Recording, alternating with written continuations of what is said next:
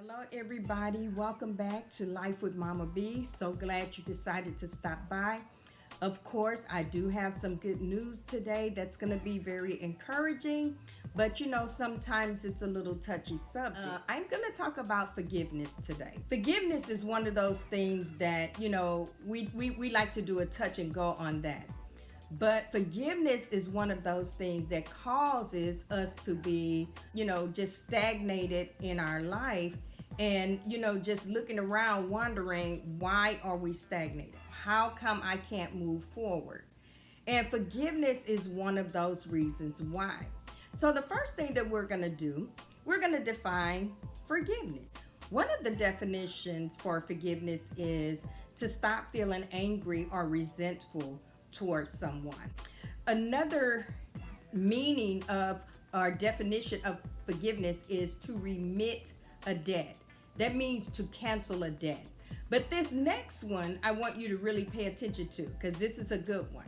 It says forgiveness is a conscious, deliberate decision to release feelings of resentment or vengeance toward a person or group who has harmed you, regardless of whether they actually deserve your forgiveness.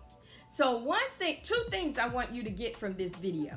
The first one is forgiveness causes you to get out of your own way. The second one, unforgiveness causes a great disconnect from you and God and from you and you.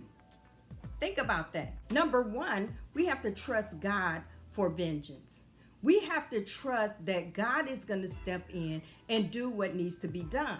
Because many of you know, in our anger, we'll do something that, will cause us more harm to try to get back at someone else. So in forgiveness, you have to release the other person from the blame or the wrong or the offense that they committed against you. And I know, many people just feel like they have to see the forgiveness. See, that's where the trust in God comes from. And I know many people, I've heard them say it so many times. Some say it jokingly, some say it, meaning it, that God takes too long for forgiveness. But look at it like this. Many times God doesn't step in immediately because if he get that person, then he'll have to get you. At the impact of the wrongdoing or at the impact of the offense, you still feeling some kind of way too that's not like God. So in order for God to get that person, he gives you the opportunity to get yourself together. Other than that, you're in the line of fire. One thing that you have to remember, God is a just God and he has no respect of person. So how do you truly forgive? Number one, move on. Do not stay in the place of offense. Don't stick around for round two. You've got to get out of that place so that you can anger and sin not. So you have to move on. Number two, don't go to sleep angry. So that means, listen, the offense happened, settle it in your mind that it happened. Don't keep rehearsing it in your mind, and don't devise a plan to get back at the person that offended you. Number three, take responsibility for your part in it. Whether it was you stayed too long, whether it was bad conversation that you brought up, or you knew it was bad ground and you stayed there anyway. We have to take responsibility for the offense that happened in our life. Granted, I am aware that some of the offenses that happened to us, we had nothing to do with. But that's okay. You still have to move on. You cannot stay, devise a plan, be angry, because it's not going to hurt the other person. It's going to hurt you.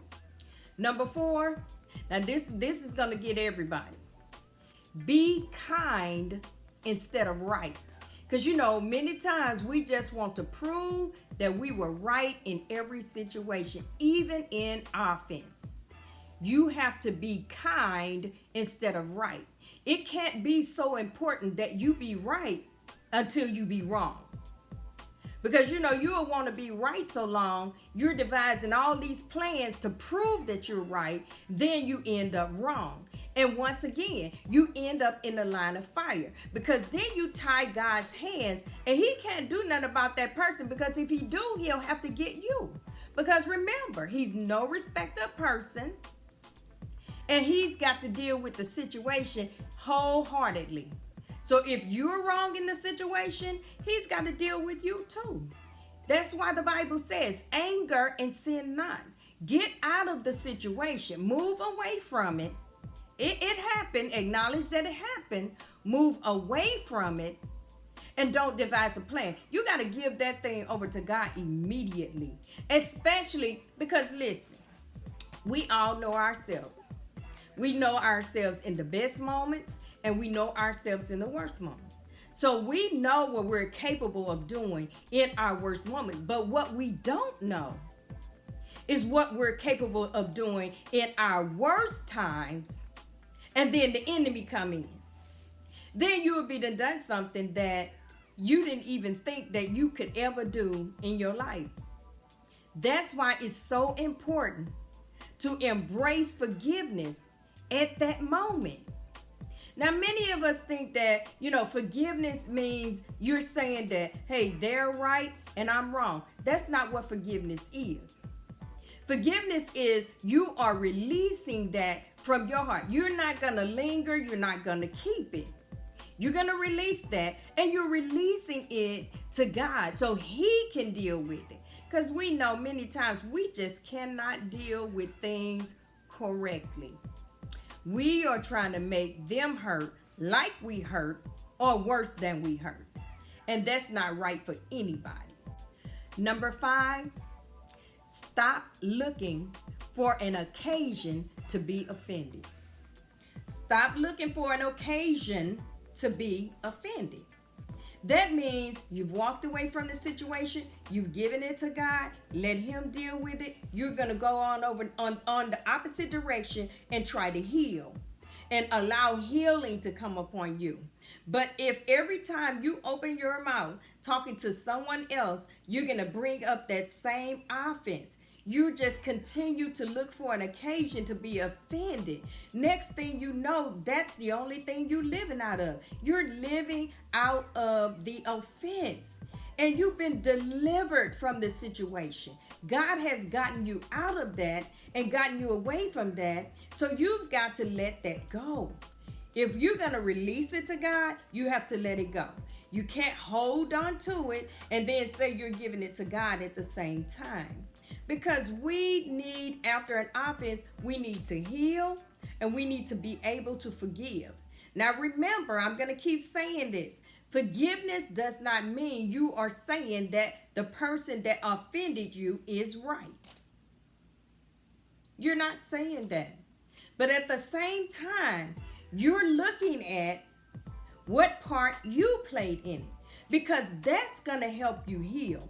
That's going to help you move forward. And that is going to keep you from being attracted to that same type of situation again. You won't put yourself in harm's way again. Not for that same offense. Number 6, choose not to live in the past.